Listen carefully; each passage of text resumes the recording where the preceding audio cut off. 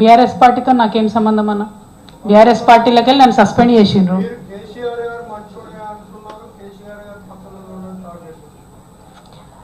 అన్న ఒక్క మాట చెప్తా, ఒక నాయకుడి కింద ఒక పార్టీ కింద నేను 20 సంవత్సరాలు పనిచేస్తాను. బయటకు వచ్చి ఆ నాయకుడు మంచివాడు కాదని చెప్పే అంత నీచమైన సంస్కృతి ఎవరికి ఉండకూడదు. పార్టీలోంచి నీ అంతటి నువ్వు వెళ్ళిపోయినా నోరు మూసుకొని ఉండాలి, ఎందుకంటే ఆ పార్టీలో మీరు చాలా రోజులు పనిచేశారు కాబట్టి. కానీ నా అంతటి నేను రాలే బయటికి, నన్ను బయటకు వేసిర్రు. నన్ను బయటకు వేయడంలో కొంతమంది కుట్ర చేసిర్రు, అది వాస్తవం. సో నా మీద ఎవరైతే కుట్ర చేశారో వాళ్ళ మీద ఖచ్చితంగా నేను మాట్లాడతా కదన్న. అది పాలిటిక్స్ కాదు. పెద్ద నాయకుడు కేసీఆర్ గారు, వారు లేకపోతే తెలంగాణ వచ్చేదే కాదు. వారు వచ్చారు కాబట్టి ఇవాళ ఖమ్మం టౌన్ డెవలప్ అయిందంటే అది 101% కేసీఆర్ గారు చొరవని, అది మీకు కూడా తెలుసు. ఖమ్మం టౌన్ ఇవాళ ఎక్కడికి పోయినా అద్భుతంగా హైదరాబాద్లో కనబడుతుంది. వెడల్పు రోడ్లు, పెద్ద బిజినెస్ సెంటర్లు వచ్చినాయంటే కేవలం బీఆర్ఎస్ పాలన వల్లనే వచ్చింది. అది కేసీఆర్ గారు ఆలోచన వల్ల మాత్రమే వచ్చింది.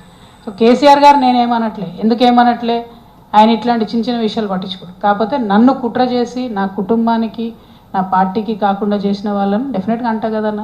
మీరున్న అంటారు నా ప్లేస్లో, అనరా చెప్ప, నేను మనిషినే కదా. కాబట్టి అంతే తప్పితే అది కూడా నేను ఒకటి మళ్ళీ గుర్తుపెట్టుకోండి అన్న, నేను ఎక్కడ కూడా వితౌట్ ప్రూఫ్ ఎవరి మీద కూడా అలిగేషన్ చేయను. నా జీవితంలో చేయలేదు, చేయను.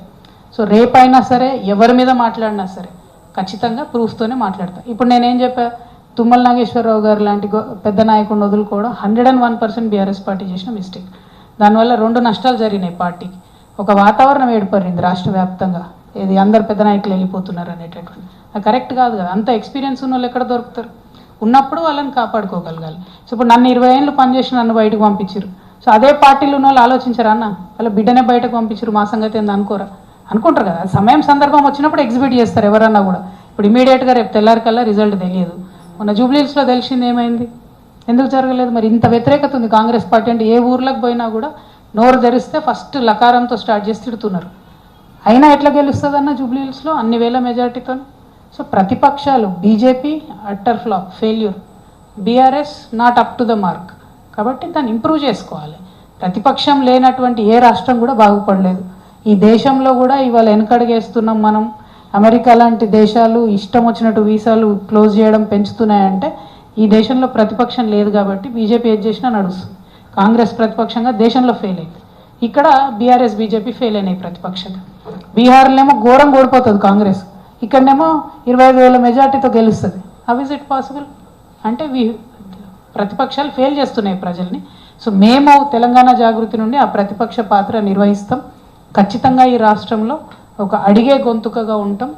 ఆల్టర్నేట్గా పాలిటిక్స్ ఎట్లా చేస్తే బాగుంటుందో ప్రజలకు చెప్తాం. మహిళా నాయకత్వాన్ని పెంపొందిస్తాం, యువకుల నాయకత్వాన్ని ప్రోత్సహిస్తాం. ఖచ్చితంగా అన్ని వర్గాలకు ఎవరైతే అధికారానికి దూరంగా ఉన్నారో వారు అధికారంగా దగ్గర అవ్వడానికి మా శాయశక్తిలో మేము ప్రయత్నం చేస్తాం.